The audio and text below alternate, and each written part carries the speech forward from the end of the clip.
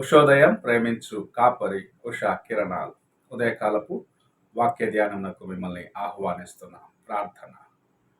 మమ్మల్ని మిక్కిలిగా ప్రేమిస్తున్న పరలోకపు తండ్రి, ఉదయకాల సమయానికై నీకు వందనాలు చెల్లించుకుంటున్నాం.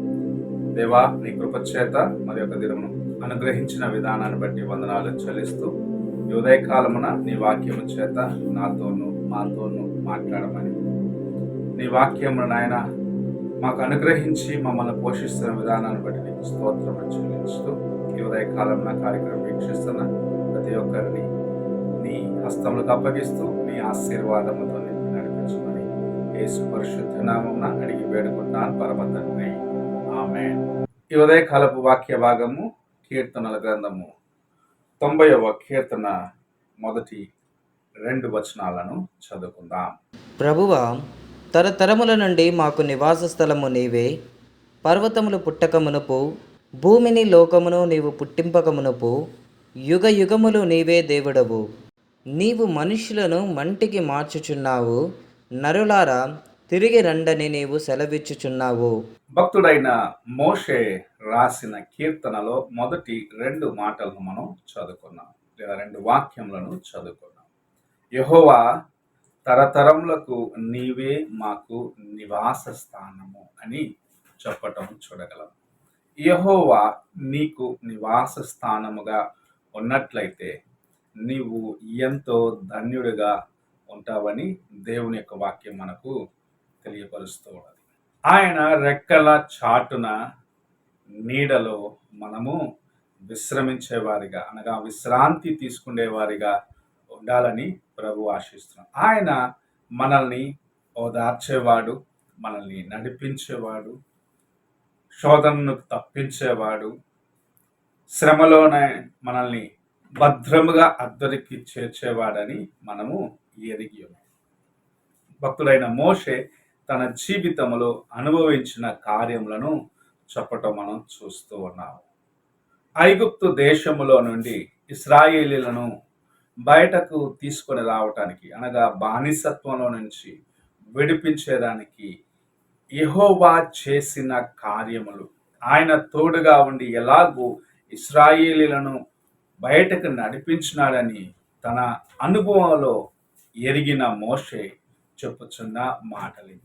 నీ జీవితంలో ప్రభువు నిన్ను ఎలాగూ నడిపిస్తున్నాడు అని నీవు ఎరిగి ఆయనకు సమీపముగా రావటానికి, అనగా ఆయన నీడలో ఉండటానికి నీవు ప్రయత్నించవలసిన వ్యక్తిగా ఉన్నావని దేవుని యొక్క వాక్యము మనకు నేర్పిస్తుంది. ఎందుకంటే ఆయన మనకు నివాస స్థానముగా ఉన్నాడు, నీవు నివసించే స్థలముగా ఉన్నాడు, లేదా నిన్ను భద్రముగా కాపాడే స్థలముగా ఉన్నాడు అని నీవు గ్రహించుకోవాలి. భూమి పునాది వేయబడక ముందు, భూమి సృజించబడక ముందు, పర్వతములు ఇంకా లేకముందే ఆయన నిన్ను చూసిన వాడిగా ఉన్నాడు.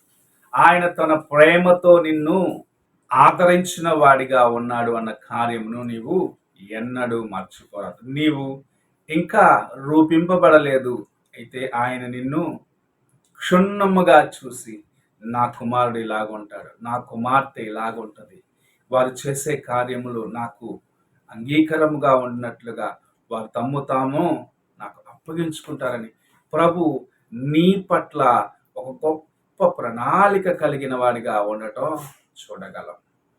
ఈ ఉదయకాల సమయమున ఆయన సమస్తము నీ కోసము చేసినాడు, నా కోసము చేసినాడని మనం గ్రహించినట్లయితే, ఆయన మనకు నివాస స్థానముగా ఉన్నాడని మనము విశ్వసించిన ఎడల మనం ఎలాంటి పోరాటం గుండా వెళ్ళినను మనం ఎంత మాత్రము కలవరము చెందము. ఒక వ్యక్తిని సమాధానము ఎలాగుంటది అంటే దానిని ఒక చిత్ర రూపముగా తీసుకొని రమ్మని చిత్ర కళాకారులకు ఒక పోటీని నిర్వహించారు. అందులో అనేక రకమైన చిత్రాలు వేశారు. కొంతమంది 2 పావురములు నెమ్మదిగా ఒక చెట్టు మీద ఉన్నట్లుగా. ఇంకా కొందరు అందరూ ఇంట్లో కలిసి ఏకముగా భోంచేస్తున్నట్లు. ఇంకా కొంతమంది సంతోషముగా ఆటలాడుకుంటున్నట్లుగా వేస్తే, ఒక వ్యక్తి మాత్రము ఒక సముద్ర తీరమున అల్లోకల్లమైన పరిస్థితిని చిత్రంలో వేసినాడు. అక్కడ ఒక బండ ఉంది. ఆ బండలో అతని యొక్క చిత్రం యొక్క అసలైన విషయం ఉండటం, ఆ ఆర్ట్ కాంపిటీషన్ను ఆర్గనైజ్ చేసిన వారు దాన్ని చూసి, అందులో ఉన్న విషయాన్ని చూసి ఆ చిత్రంనకు మొదటి స్థానము ఇవ్వటం జరిగినది. మొదటి బహుమానము ఇచ్చినారు. అక్కడ ఉన్న వారందరూ మేము సమాధానము చూపించినట్లుగా మంచి మంచి చిత్రాలు వేస్తే, ఆ చిత్రమును చూస్తుంటే ఏదో అలోకలముగా ఉన్నట్లు ఉంది. అందులో మీరు ఏమి చూశారు, ఎందుకు దానికి మొదటి బహుమతి ఇచ్చినారు అని ప్రశ్నిస్తే, ఆ ప్రోగ్రామ్ని సిద్ధపరిచిన ఈవెంట్ ఆర్గనైజర్స్ చెప్పిన మాట ఏమిటంటే, మీరు ఈ చిత్రంలో బయట ఉన్న కార్యములు మాత్రమే చూస్తున్నారు, కానీ ఆ చిత్రము ఒక పక్క మీకు విధ్వంసమును కలిగించే కార్యములు చూపిస్తున్నది. భయంకరమైన అలలు ఉన్నాయి, జనులు పారిపోతున్నట్లు ఉన్నారు, అలోకలమైన పరిస్థితి అక్కడ ఉన్నది. కానీ అక్కడ ఒక బండ ఉన్నది. ఆ బండ మధ్యలో ఒక పిచ్చుకను మీరు జాగ్రత్తగా చూసినట్లయితే చూడగలరు. ఆ పిచ్చుకను చూస్తే బయట ప్రపంచంలో ఏమి జరిగినను నాకేమి అన్న రీతిగా ప్రశాంతముగా బండ మధ్యలో కూర్చొని జరిగే సంఘటన అంతటిని చూస్తున్నట్టు ఆ చిత్రకారుడు వేశాడు కదా. అంటే బయట ఉన్న వాటిలో ఉన్న కలవరమును ఆ పిచ్చుక చూడలేదు. అయితే తాను ఉన్న స్థలము తనకు భద్రతనిస్తుందని నమ్మకముతో ఆ బండ సందున ఆ పిచ్చుక ఎలాగున్నదో అలాగా మనము ఉన్నట్లయితే నిజముగా సమాధానముగా ఉండగలమని ఆ చిత్రపటమును లేకపోతే ఆ ఆర్ట్ కాంపిటీషన్ను ఏర్పాటు చేసిన వారు చెప్పటం జరిగింది. మన జీవితంలో కూడా మనము అలాగుండాలి. నీ చుట్టుపక్కల ఎలాంటి పరిస్థితి ఉన్నను సరే, నీవు యేసు ప్రభు యొక్క చెరను జొచ్చి, ఆయన నాకు నివాస స్థలముగా ఉన్నాడు, ఆయన నాకు సమస్తముగా ఉన్నాడు, ఆయన నన్ను ఆదరిస్తాడు, ఆయన నన్ను నడిపిస్తున్నాడని ఆయన యందు దృఢమైన నమ్మకము కలిగి నీ చుట్టూన్న శోధనల వైపు చూడకుండగా ముందుకు వెళ్ళాలని ప్రభు ఈ ఉదయకాల సమయమున నీతోనూ నాతోనూ మాట్లాడుచూ ఉన్నాడు. నిజముగా ఎంత గొప్ప ఆశీర్వాదం అది. నీ చుట్టూన్న పరిస్థితులు చూడవద్దు అంటున్నాడు ప్రభు.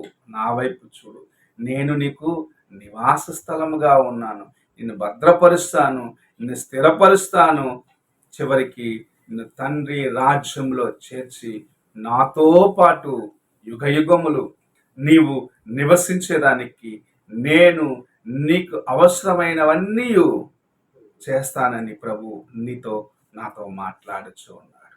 ఆయన మనకు నివాస స్థానము. భూమి పునాది వేయబడక ముందే ఆయన మనల్ని ఎరిగి ఉన్నాడు.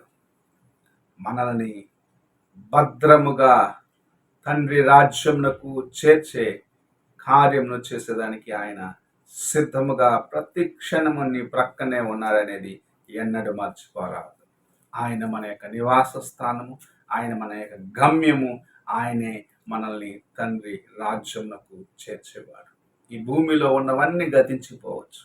భూమి పునాది వేయబడక ముందే నిన్ను నన్ను చూసిన ప్రభు, వధింపబడిన గొర్రె పిల్లగా నీ కోసము నా కోసము సిలువలో వేలాడిన యేసు ప్రభు నీకు నాకు ఆ సమాధానం ఇచ్చేదానికి మనకు నివాస స్థలముగా ఉన్నాడనేది మనం ఎన్నడూ మర్చిపోరాదు. ఈ ఉదయకాల సమయమున అలాంటి నిర్ధారణ కలిగిన వారిగా, ధైర్యము కలిగిన వారిగా నీవు నేను జీవించాలని ప్రభు ఆశిస్తూ మనతో మాట్లాడచ్చు. ప్రార్థన చేసుకుందాం. మమ్మల్ని మిక్కిలిగా ప్రేమిస్తున్న పరలోకపు తండ్రి, ఈ ఉదయకాలమున మీరు మాకు అనుగ్రహించిన నీ వాక్యమును బట్టి స్తోత్రములు చెల్లించుకుంటూ, నీవే మాకు నివాస స్థానముగా ఉన్నావని మేము విశ్వసించి నీ వైపు చూసి ముందుకు నాయన వెళ్ళేదానికి నీవు మాకు ఇస్తున్న భద్రతలో నాయన మేము దేవా ఉన్నామని గ్రహించుకొని నీ వైపు చూసి ముందుకు వెళ్ళే కృపను దయచేయమని యేసు పరిశుద్ధ నామమున అడిగి వేడుకుంటున్నాను పరమ తండ్రి. ఆమేన్. తండ్రి అయిన దేవుని ప్రేమ, కుమారుడైన క్రీస్తు కృప, ఆదరణకర్త అయిన పరిశుద్ధాత్మ యొక్క సహవాసము ఇప్పుడును ఎల్లప్పుడూ తోడయుండి సదాకాలము నడిపించును గాక. ఆమేన్.